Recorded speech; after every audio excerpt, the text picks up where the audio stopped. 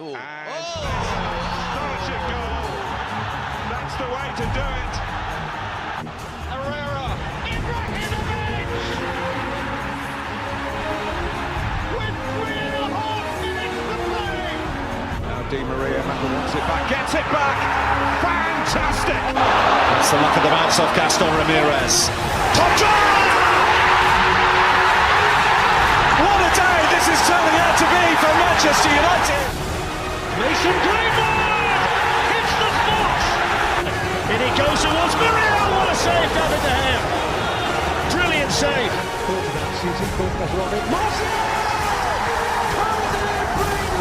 Dan James. Dream debut. Daniel James. Hello and welcome to the United Devils podcast. This week we are going to be looking at United's back-to-back wins again with a 5-2 win at home to Bournemouth and a 3-0 win away at Villa Park, as well as looking ahead towards United's next matches against Southampton and Crystal Palace in the Premier League, and also the Europa League draw that is happening as we speak now. With me today, I welcome back Joe, but also have a new guest, one of our writers, Harshal. Welcome, Harshal. Why don't you say a little bit about yourself? Hi guys, I'm Harshal. New writer at the United Devils. I have been following United since that night in Moscow, and I believe that Sir Alex is the greatest manager of all time. I'm sure there's not very many people who will disagree with that. Of course, we welcome back Joe, and as always, Joe, how are you? Yeah, I'm well, thank you. Yeah, looking forward to being on here again. So it'd be great to catch up with you guys. Absolutely, and let's just get straight into it. So, of course, United are on the back of 4 straight wins in the Premier League, all of which having a 3-goal margin. Obviously, 3-0s and a 5-2, which is the first time in Premier League history a team has actually managed to get 4 straight wins on the bounce of 3-goal margin or higher. And United put their 3rd win away at Old Trafford against Bournemouth. Obviously, it didn't start the easiest way. You go down a goal 15 minutes in, and it's a poor goal to concede from every kind of defensive and goalkeeping perspective. Poor from Lindelof in the header, poor from Maguire to get nutmegged by Stanislas, and De Gea's positioning was poor as well. You have to say that was the bad part, and we've all seen down the years how United have conceded like that, and then the other team shut up shop and we can't get through. Not that time, however, because Mason Greenwood decided not having any of that, and he launched a left-footed rocket past Ramsdale. Rashford's penalty tucked away, and then another fantastic finish from Anthony Martial, something we haven't seen as often this season, obviously being as a striker. The Bournemouth got straight back into the game after Lindelof came off at half-time. Eric Bailly gave away a soft penalty, you have to say. We will talk about that in greater detail later on. But Josh King slots it to make 3-2. And then Mason Greenwood's not having any of that either, with a right-footed shot this time beating Ramsdale. And then Bruno Fernandez's fantastic free kick ending Bournemouth's attempt to get back into the game. So we'll talk about the first part of the match. And Harshal, I'll ask you, what was your overall reaction straight after we conceded? To be honest, I was very furious with Harry Maguire. Like, you are supposed to be the best England defender. You are supposed to be the skipper, and you get nutbagged just in the penalty area. Now that's shameful. And if that wasn't enough, De Gea was even poor, and I was like speechless. I wasn't able to think properly after we conceded. No, yeah. I mean, it was a bit of a shock because you didn't expect 2 of the more senior players in the team, the people that have worn the captain's armbands, to drop that concentration. And obviously it was a bit of a shock, but these things do happen, and we have seen them happen before. It's something that they need to get out of their game. And obviously they have had comfortable games, and it's certainly dominant games this season too. But, if we hadn't have won, there'd be a different story. There'd be different talking points. That would obviously be a much stronger one. But of course, Joe, we got back into the game, and how? Yeah, I mean, obviously, Mason Greenwood with an absolutely incredible strike on his left foot. And I was thinking after that game, seeing him score with his left and his right, I wonder how many perfect hat tricks this guy will get in his career if he actually learns to head the ball. I think that's the exciting thing. I mean, you can see him scoring.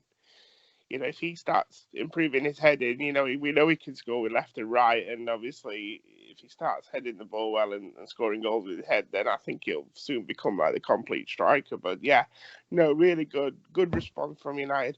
I mean, they're the sort of games in the past where they've sort of gone behind and they've felt sorry for themselves and not been able to find a response or not being able to break teams down when they defend. I mean, after the goal, I think we heard Eddie Howe on the touchline say, enjoy your defending now. Come on, let's defend. And, they were obviously happy to take 1-0, but United got themselves back into it pretty quickly. And I think once they went ahead, even though they weren't playing great defensively, I think there was only one winner because at the moment the confidence is running so high in the team. So, yeah, really, really, really impressed with their attitude and response. Thank you. Yeah, absolutely.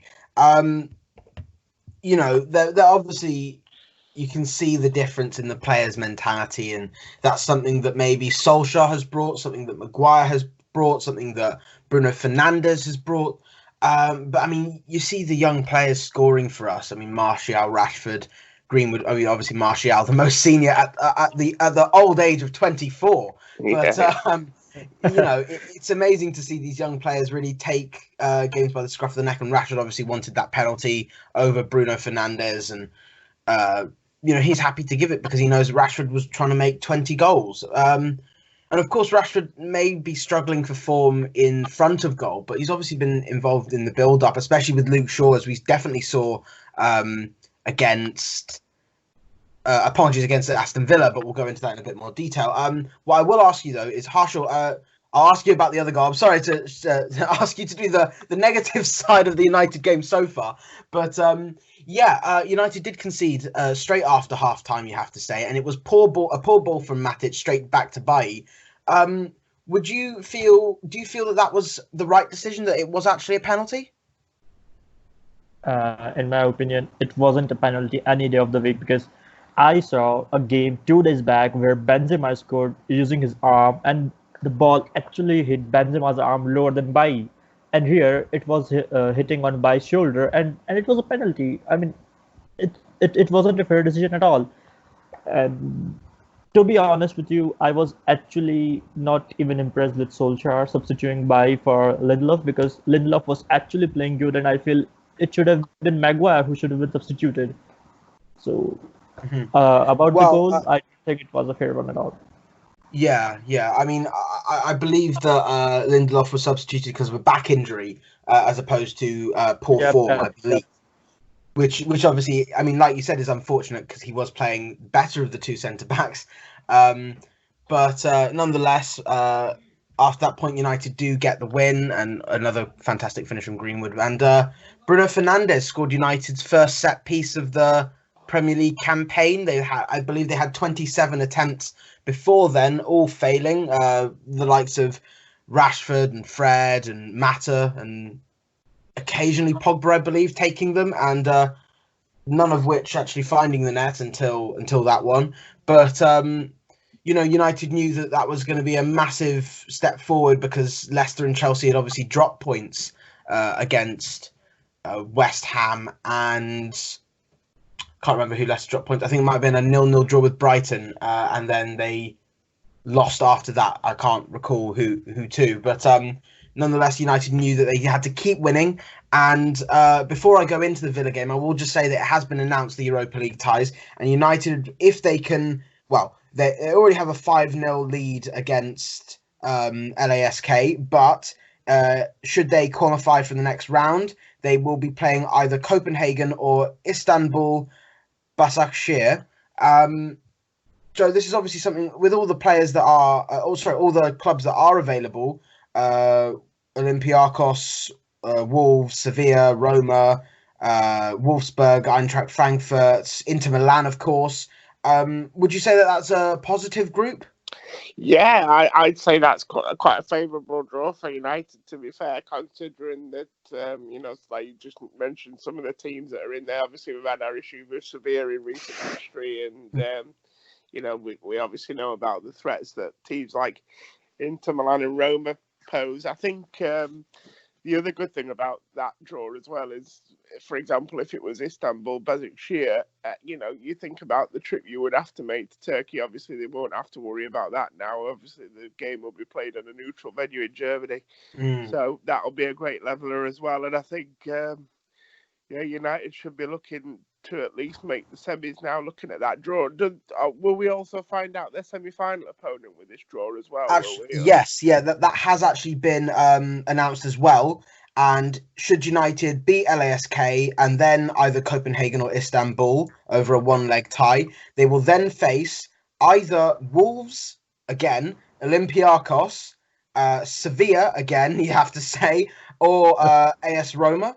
And of course, all those ties will be played over one leg. But it is looking like it will be a good team nonetheless, because Wolves, of course, have caused us problems in every competition we've faced them so far since their promotion back to the Premier League. Sevilla, obviously, it will show how far the team has come from that defeat in the Champions League in 2018. The last time United played Olympiacos, I believe Robin van Persie qualified United for the next round of the Champions League with a hat-trick at Old Trafford. And Roma, the last time I remember United playing Roma was that 7-1 where Carrick and Ronaldo destroyed Roma at Old Trafford. So obviously they are difficult sides and we shouldn't take anything lightly, but would you back United to go all the way to the final, Harshal? Yep, I'm placing all my bets on United to go and win that final, because if I consider the best case, we have Dortmund, Inter Milan, and that's all. These are the only teams that I feel are at the level of United, and even at this stage, I'm very confident that we can beat Inter Milan or Dortmund easily if we encounter them. Do you mean Leverkusen? Absolutely, yeah, Bayer Leverkusen, yep. Mm-hmm. Well, yeah, I mean, of course, I think Inter's probably, I think Inter are the second favourites, with Wolves third and United first. Obviously, it would be amazing to see if we could play against Inter Milan with a former Red Romelu Lukaku and Ashley Young in Antonio Conte's ranks. I think Alexis Sanchez and Chris Smalling would be cup tied if they did play against United in the Europa League. I'm sure United made that very clear that was something they would guarantee, that they wouldn't have one of their players playing against them. But like you said, Harshal, I do agree. I do think that United should be the favourites and should think of themselves as the favourites, but they shouldn't lose concentration over this and make too many changes from the Premier League side. And obviously, we'll talk about that Premier League side now. The Premier League side that, unchanged in the last 4 games, played against Aston Villa yesterday, and Villa, who caused Liverpool problems at Anfield, but ultimately did lose because the quality that Liverpool have clearly outshone their hangover period, I guess. But United got an early start. I say they got an early start. They started sluggishly early on, and gave Villa a fair few chances. Wan-Bissaka a bit slow to deal with the crosses from the left down to the right, and Grealish had a good chance.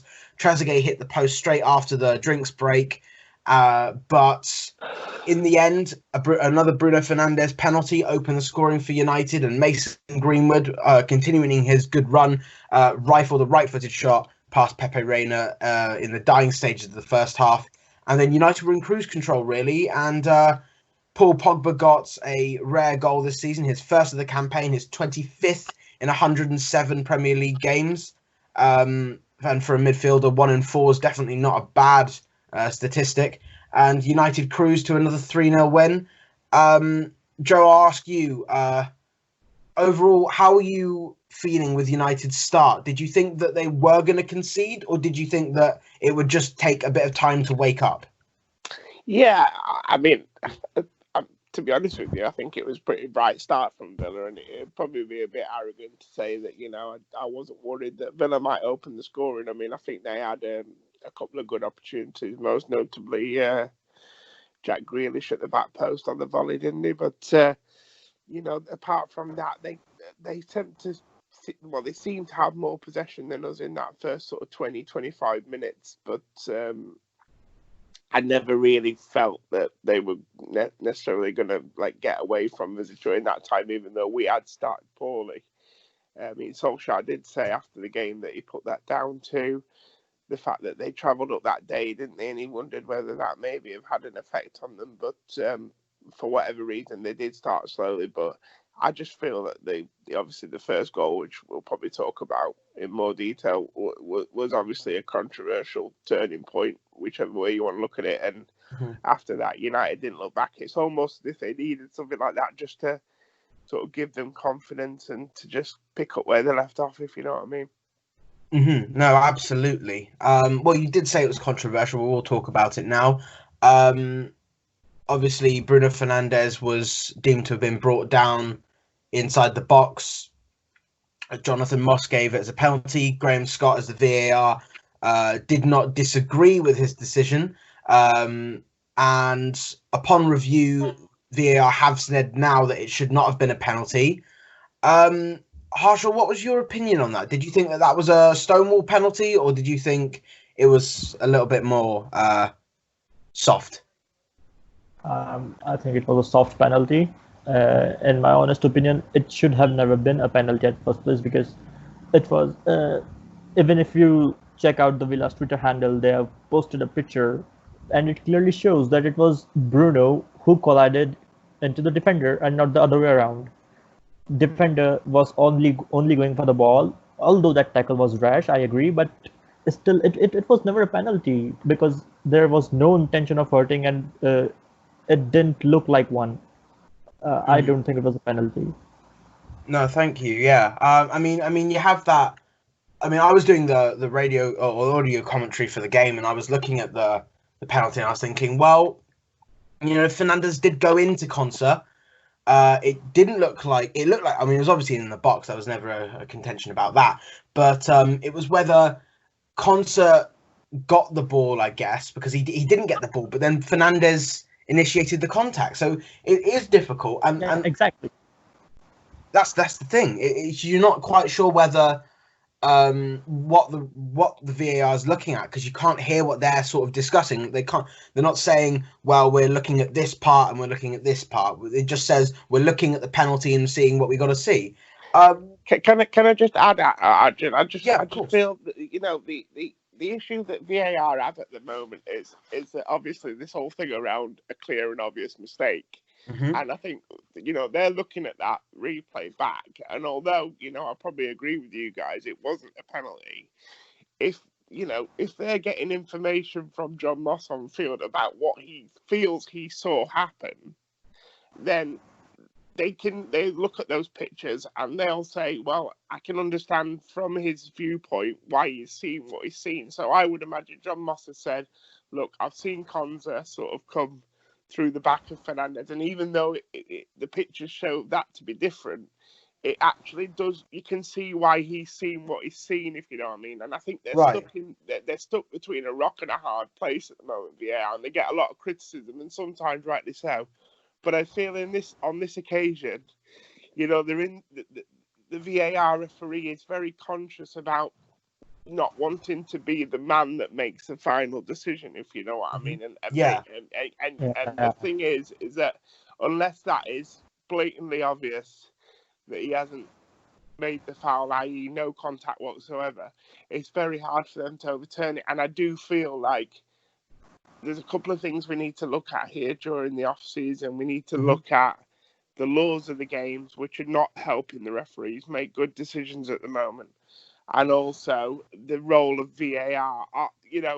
Are we happy for a man in a room somewhere away from the ground to be making the final decisions? If that's the case, then decisions like last night have to be overturned. If you want the referee on the pitch to be the man that continues to make the definitive the definitive calls, then they can't really argue against what he's seen there, because it didn't look good. And that's unfortunate, really. Yeah, thank you, Joe. That's really insightful. It's the thing is that there's you look at VAR in football, and there's nowhere else it's ever really debated as hard as it is in the Premier League. And maybe that's just because the Premier League's the biggest league in the world, or maybe it's because the referee quality isn't actually good enough. Now, Yeah. the thing is that we also see. I don't know how much either of you guys watch rugby or cricket, but both VARs in cricket Yep. and rugby, essentially, you hear the referee speak, or the video assistant referee speaking, and you hear how they're going through their decision making process, Yeah. and Yep. you see what's going on, you see it very clearly, and then the fans understand what's actually happening and what's going through their mind. So you understand why they're making the decisions they're making, because they're not stupid. They have been through referee training. They understand the concepts of the game. It's just it's not always shown, so it makes them look a bit. Well, it makes them look stupid, really. I mean, what would be your opinion, Harshal, on changing those rules to have the VAR actually speaking openly about how they're giving giving calls? Okay, so I watch cricket as well, and what I've seen is they call it third umpire, and it's actually a better system, and it can easily be implemented in football, because in cricket, what they do is they call the VAR, or like say third umpire. He goes through clips, he goes through many evidences at once, and it's the one sitting in the VR office who gives the final decision, and not the referee on the ground. Because if referee on the ground could have taken decision by himself, he won't have referred to VAR in first place. And I think now that FIFA has completely taken over VAR, uh, some people are saying that it can lead to improvements in the process. Maybe they'll change the way it works. And Gary Neville also posted about this today, and he also mentioned that the way the VAR makes calls is awful, and we need to change that. And I think the one sitting in the VR box or VR head should be the one making the final calls, and not the referee on the ground. Mm-hmm. Right, thank you. Joe, would you agree with that? I'm a bit of a traditionalist, and I feel like there is still scope for the referee to have the final say. I mean, we have these monitors on the side of the pitch, and I think I saw, was it the Arsenal game the other day where the referee, I think that's probably the only second time I've seen a referee go to the pitch side monitor this season. I'd like us to use those a bit more. If not, I feel like they shouldn't even be there, because the issue is with monitors, when they're there and they're not being used, they're making the referees and the VAR look even more silly, in my opinion, because it's just like, you've got them, so why would you not use them? If they're not there, then people can't say, use the monitors, you know what I mean? So do as a favor. Yeah. You're not going to use them, don't have them there. But like I say, I would still like the decision to be with the referee. But if the VAR does feel like he's made a mistake, give the man the chance to see that he's made a mistake by looking at that monitor.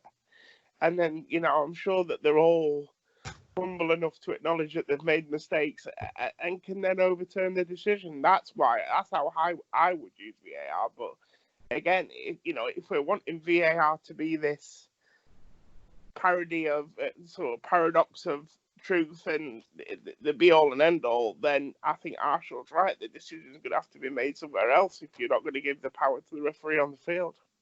Yeah, it does seem sort of I mean, thank you both of you. There's both albeit contrasting, but both very insightful points on VAR. There's the two main stances, really, just there. You have the guy above in the VAR hub, and you have the guy down below, and it feels a bit like almost like a power struggle, because you kind of think, well, the referee wants to have his decisions be the right ones, so why don't they check and see if they've made the wrong call? Because they'll admit if they've made a wrong call, wouldn't they? I mean, we saw it in the World Cup, and although it was a little bit slower, it's certainly not as slow as what's happening now, where they're literally getting a word in their ear from somebody else who has to go and assess everything and see whether they've made the wrong call, because then you have two different opinions. But then you have an alternate opinion where you see it in the law all the time, like what the reasonable person would say, a reasonable body of opinion, that kind of thing. You see that all the time. And so you have those two different options, and it's just which one to pick. And to be honest,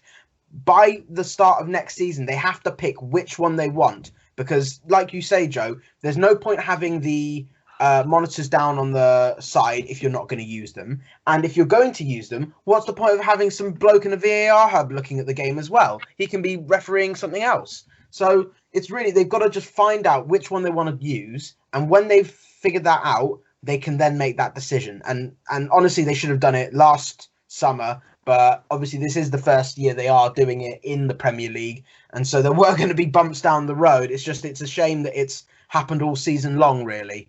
Yeah, and like I say, I can just add to that, regardless of what your view is on VAR, the laws of the game need looking at as well, because the laws of the game are making referees look silly at the moment, especially this handball law. You know, we saw it with Lucas Moura for the Tottenham goal. Yeah, exactly. The other day.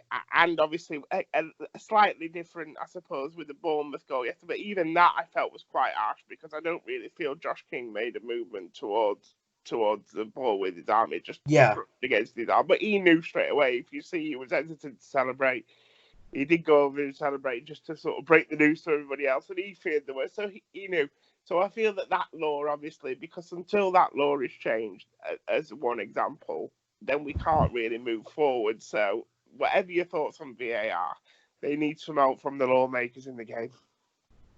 No, absolutely. That is probably the controversial rule of football at the moment, is the handball law. And obviously we have seen it in the United's game. Obviously, Harshal, you've made your point clear that it wasn't a penalty for Eric Bailly. And then when you look at then later on in the game, Marcus Rashford's off by the same position that Bailly's been handballed for.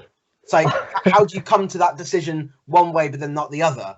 It's very, very confusing. But we'll move on from that point and say now that, looking at the table, Manchester United are 58 points and 1 point behind Leicester in fourth, 2 points behind Chelsea and in third, and 6 points clear of Wolves in sixth. So they have pushed away from the likes of Wolves, Sheffield United, Arsenal and Tottenham, which is hilariously in that order. But Harshal, how would you back United to get to third, or do you think that Chelsea are starting to pull away?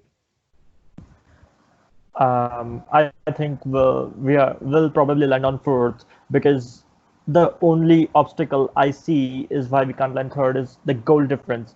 The Leicester have clearly a better goal difference than us, although they're in free fall, but I don't think that covering that much goal difference is possible in the matches remaining. About Chelsea, I think I don't know why I feel that Leicester are gonna be third and Chelsea are gonna be fifth. I mean, that's a controversial take, but I think that's how it's gonna be, because Chelsea even have a lesser goal difference, and I'm sure they're gonna drop points to Liverpool and other teams they're gonna face.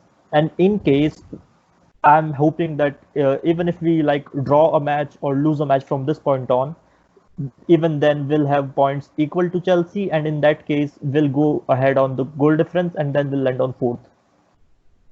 No, absolutely. I think you're right. I think goal difference could be an issue, but you have to say that if United do win every single one of their remaining 4 games, they are guaranteed top 4.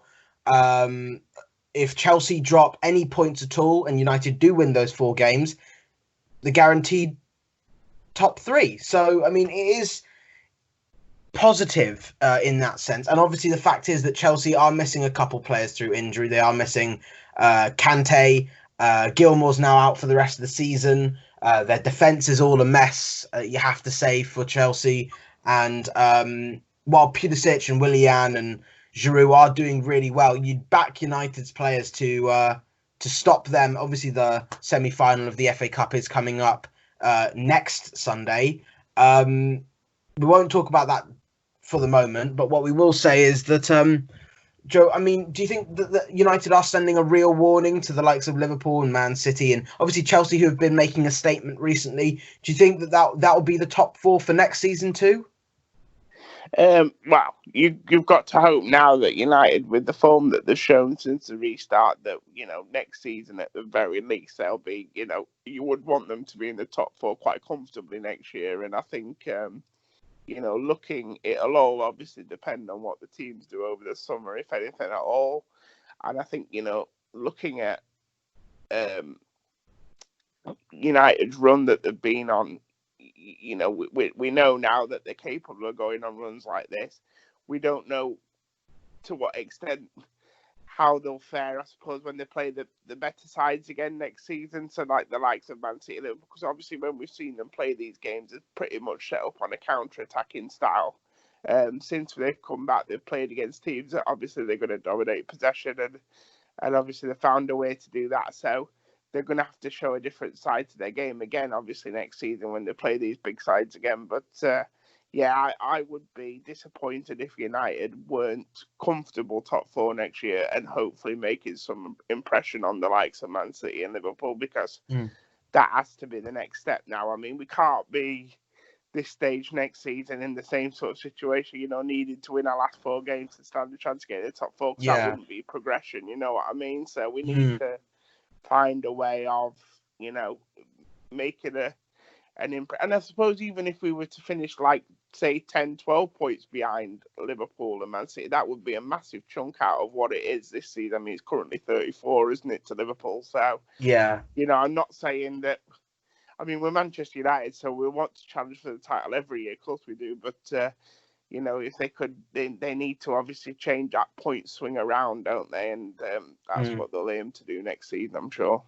Yeah, absolutely. I mean, I think you'd really hope that United would be sort of in the race for the title till, well, hopefully till the very end. You'd hope, but obviously the man that's been at the pinnacle of United's renaissance in the last 20 or so games is, of course, Bruno Fernandez. He was announced as February's Player of the Month, the first month he played in the Premier League, and obviously with March only featuring once, that was then combined with June's Player of the Month, which he has now won today. Ole Gunnar Solskjaer was snubbed from the Player of the Month award, Manager of the Month award. It was Nuno Espirito Santo who has done exceptionally well. I believe he's won 4 out of 4 games. In June. In July, his fortunes have not been so well. But let's talk about Fernandez instead. Harshal, I mean, we could go on for about 6 hours on how much Bruno Fernandez has revolutionized Manchester United. And really, I mean, it's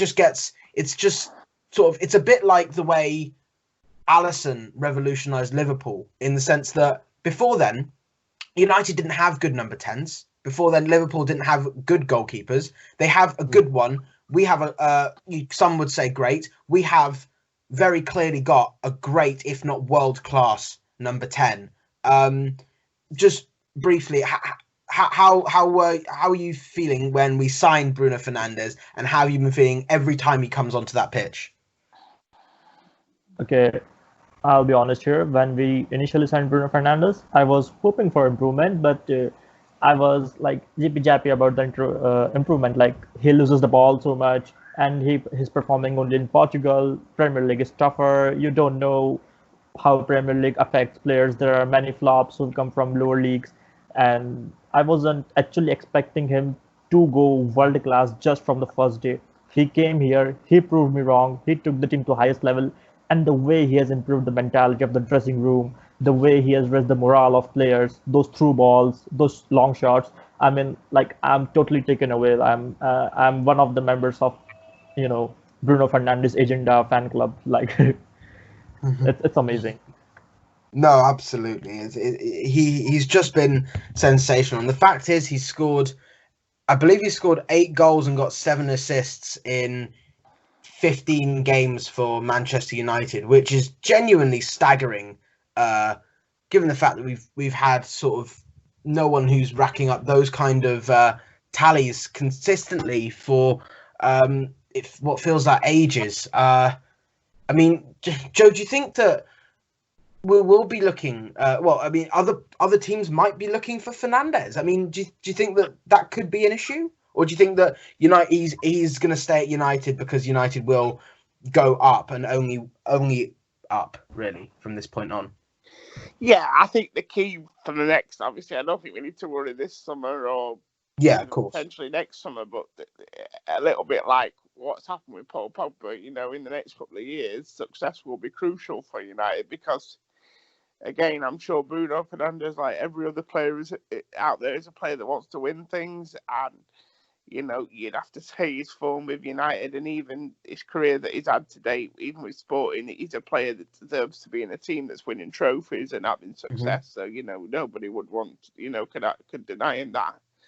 But hopefully we will be that team. I mean, obviously, there's 2 competitions that we're still in this season that, hopefully we can win. And then next season, who knows what sort of silverware we might be able to go for. So hopefully we are that team and he'll settle with us and he'll be successful with us. But yeah, I mean, if we're not successful, then you always think about the sort of Latin European players that they always seem to have their eye on playing for the likes of Barcelona and Real Madrid, don't they? So I think, yeah, the danger signs will be if we don't win anything substantial in the next 2 seasons. And then also, if he does stay with us for a long time, there's also the possibility that one day he may feel like he wants to go back home and finish his career with Sporting or something. But by that time, United will have had his best years.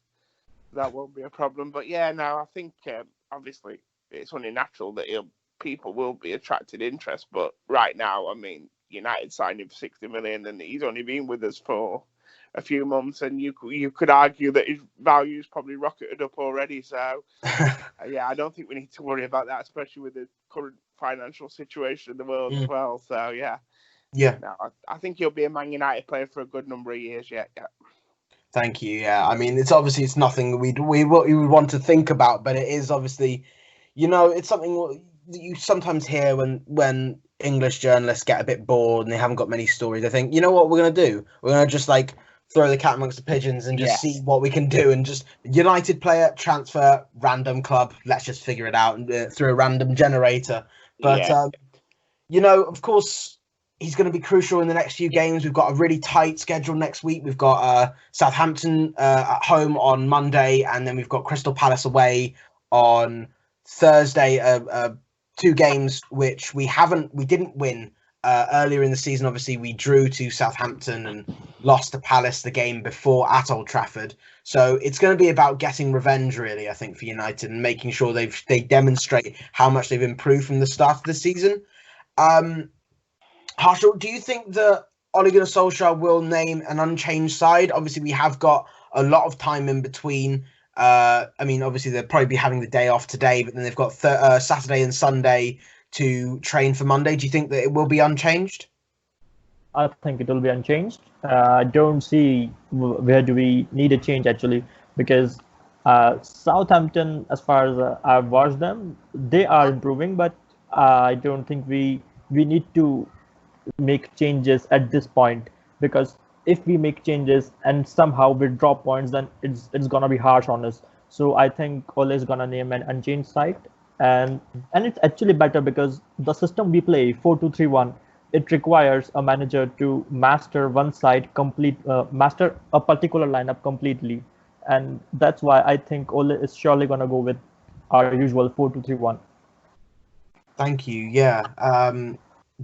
Joe, would you say that, firstly, would you agree with that? And then secondly, would you see Solskjaer making, even though it's a potentially dangerous away game at Selhurst Park, obviously the brilliance Crystal Palace have up front with the likes of Ayew and Zaha and Townsend, and they also have some very solid, competent players at the back. Do you see United making changes ahead of the Chelsea game, which will be 2 days after that, or 3 days after that? Or would you see United keeping the same team from the one against Southampton and then maybe making changes should they be winning 2 or 3-0 up? No, I think obviously with them having these games that they've won comfortably recently, I think it's allowed them to obviously rotate the squad, during games. Obviously, you've seen the likes of Bruno being able to come off earlier in the games against Brighton and Villa. And I think, Martial's had opportunity to get some rest in those games. So I think they're good to go in terms of the next 2 games, keeping a strong side. The only thing will obviously be slight injuries or knocks. Obviously, we know that Victor Lindelof's obviously struggling with his back at the moment. So whether they may have to rotate at the back a little bit.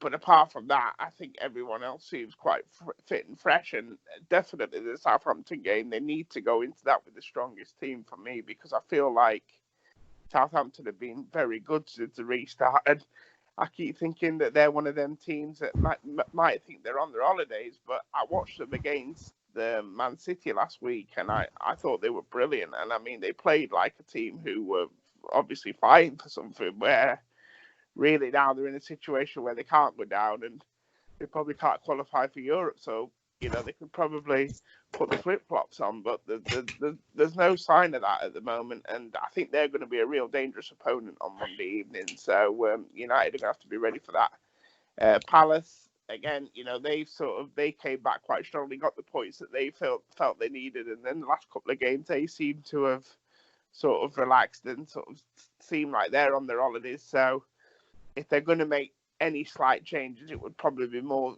geared towards that Palace game. But it's always a tough game at Palace. And like you said, they beat us at Old Trafford. So we can't take any game for granted at the moment. If we want top 4, we've just got to be relentless.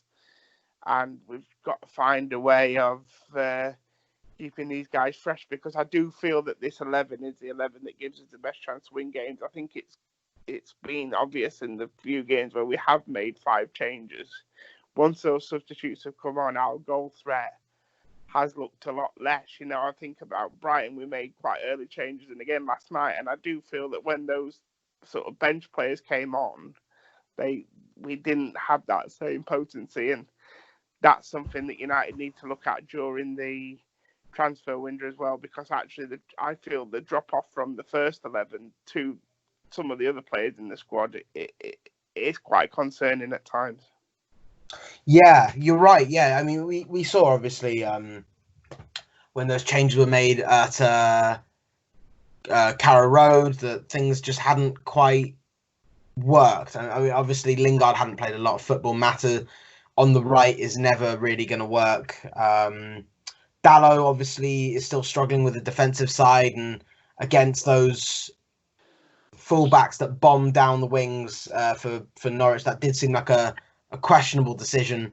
And Fred and McTominay didn't really quite have the puncture that Matic and Pogba have, in the sense that Matic then soaks up and Pogba can players he likes, really. But you would have to say it does demonstrate at times the way our squad depth isn't really title-winning material. I mean, when you look at the likes of Manchester City, who they have on the bench, it's scary. Even without Sane, they still have, when it's Mahrez and De Bruyne, Bernardo Silva and Sterling starting, you have Foden, you have David Silva, you have Gundogan, you have Rodri, you have Jesus or Aguero, whoever's there, and you just have all these fantastic players. And one of the players that United obviously have been looking at as recruitment for depth was Jack Grealish, who did play against United yesterday. He didn't have the best game. Gary Neville was quite critical of him being in the wrong positions in defence and then in the wrong positions in attack and then not being able to get the ball.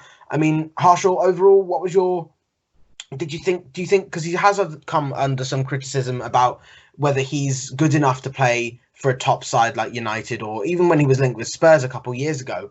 Harshal, so do you think he has what it takes? Do you think that was probably just where Villa are at the moment?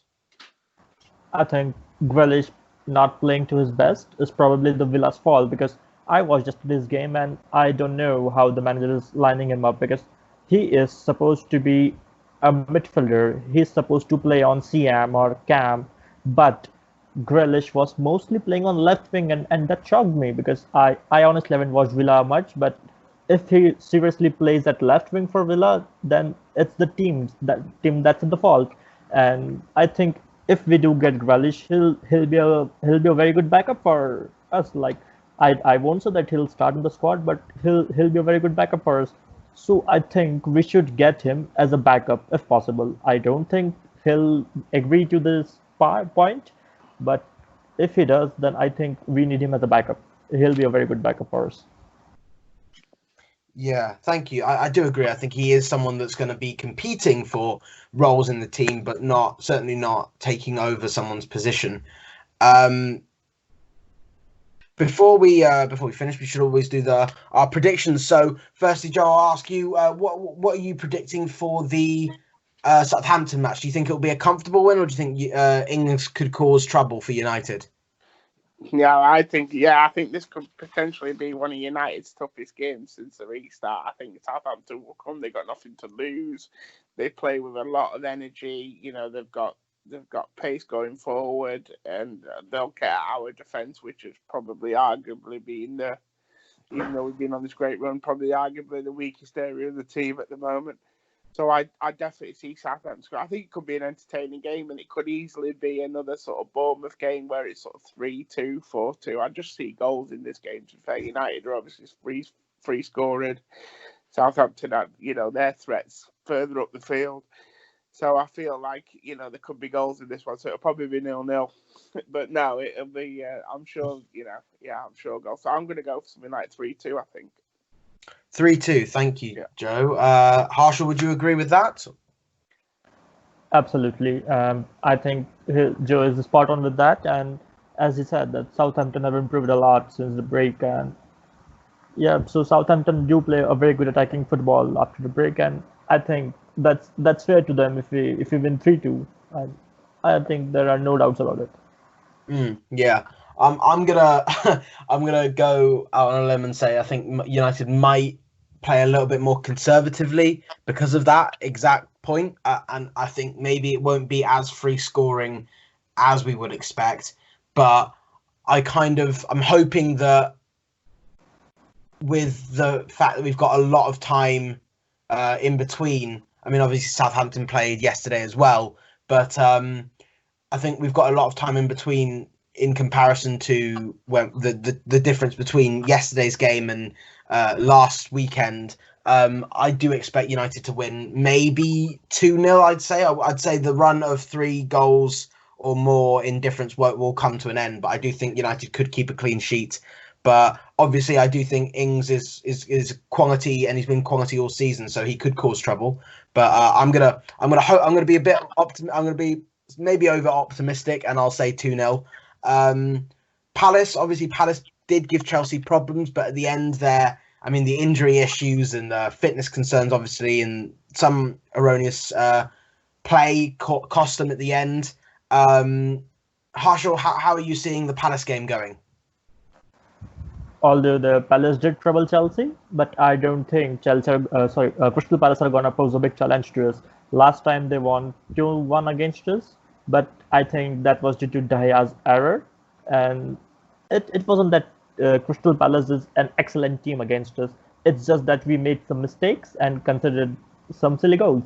Same happened with Chelsea. Like, although Chelsea won 3-2, they considered it to Kepa's mistake, and they just won as a courtesy of Zuma masterclass. And I don't think that United are gonna do same mistakes. I see a comfortable 3-0 win against Crystal Palace, without a doubt. Thank you. Yeah. Joe, would you agree with that? Yeah, I think obviously a lot of it will depend on the mindset that Palace come to the game with. Obviously, they're one of those teams that's sort of marooned in mid-table, so they've not really got a lot to play for. Obviously, we know United's mindset is going to be win the game because they feel like they're going to have to win every game now between now and the end of the season. So I think if we get a good Palace side and they're set up well, they've got potential to make it tricky for United. But if they are having sort of a day off, then I agree with Arshel. It could quite easily be 3-0. But I'm going to say something more like 2-1 or 3-1, I think, to be fair. I do see Palace maybe scoring. Yeah, thank you. Obviously, Leicester are playing 2 hours before United on that day. So, I mean, that will put a lot of pressure on both teams really to perform. And I believe Chelsea are playing on the Tuesday before as well. So the day after we play Southampton, if I'm not mistaken, because they are They are playing on Saturday. This Saturday, they're playing tomorrow against Sheffield United away, which could cause problems. We have seen that happen before, and obviously they are then playing Norwich at home, which you would back them to win. But nonetheless, United know that wins are the only things that are going to be acceptable to both the fans, the team, and the manager. And honestly, yeah, I do see maybe a 2-0 comfortable winner at Selhurst Park. But I'm afraid that is all we have time for this week. Thank you for listening, and thank you to both Joe and Harshal for joining me. It's been a pleasure, guys. Thank you, you. man. Cheers. Thanks for having me. It's been a pleasure. Harshal, obviously your first podcast. I hopefully you enjoyed it. Thank you, Arjun, and thank you, Joe. It was a good time, and I hope we do have more podcasts. Absolutely. Of course, we'll be doing this all the way throughout United's Premier League campaign. And then, obviously, hopefully they can get past the semi-final against Chelsea next Sunday to get to the FA Cup on the 1st of August, the FA Cup final. And then the Europa League will be carried out through mid-August too. If you have any questions or any topics you would like for us to discuss, and then we will give you a shout out on the podcast, please comment below on the YouTube video or on the Twitter or Facebook posts. And if you enjoyed this, please like this video, subscribe to our channel, and follow us on Twitter for all of our content.